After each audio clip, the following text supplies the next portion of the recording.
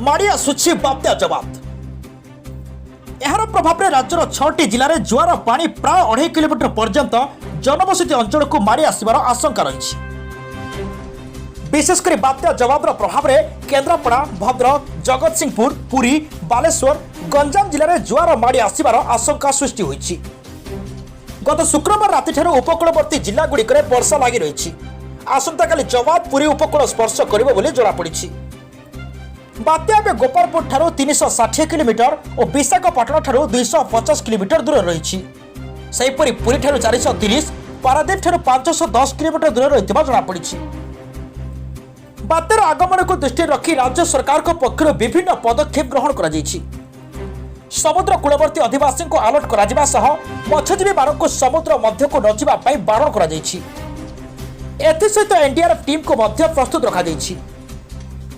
भारतीय पाणीपाग विभाग तथ्य अनुसार केन्द्रापड़ा टिकायत नगर प्राय 2.5 फुट उच्चर जुआर उठी प्राय 2.64 किलोमीटर पर्यंत माड़ी आसिबो। सेहीपरि जगतसिंहपुर जिलार मुसाबिया प्राय 2 फुट उच्चर जुआर उठिबो और यह 2.37 किलोमीटर भीतर को माड़ी आसिबार आशंका रही। पुरीर छुरियाना प्राय 2 फुट उच्च जुआर उठिबो और यह 1.03 किलोमीटर भीतर को जुआर माड़ी आसिबार संभावना अछि। भद्रक मोहनपुर 2 फुट पर्यंत जुआर आसी प्राय 640 मीटर भीतर को पानी माड़ी आसिबो। सेहीपरि बालेश्वर श्रीकोण 1.5 फुट उच्चर जुआर उठिबो और प्राय 780 मीटर पर्यंत पानी माड़ी आसिबो। सेहीपरि छत्रपुर प्रयाग ब्रह्मपुर गोलाबंध जुआर उठी स्थलभाग को माड़ी आसिबार आशंका रही। पाणीपाग केन्द्र पक्षर जारी सूचना यह जଣାपड़ी।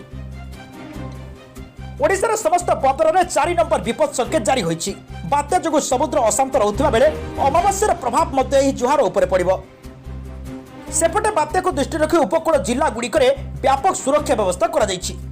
पुरी समेत प्रभावित होबाक थिबा जिला गुड़िकर तलिया अंचल में बसवास करथिबा लोकों को सुरक्षित स्थान को स्थानांतरित करा जाउछि। भयभीत न होबा पई एसआरसी प्रदीप जेना जनसाधारण को परामर्श दैछंती। Bureau report, crime news Odisha.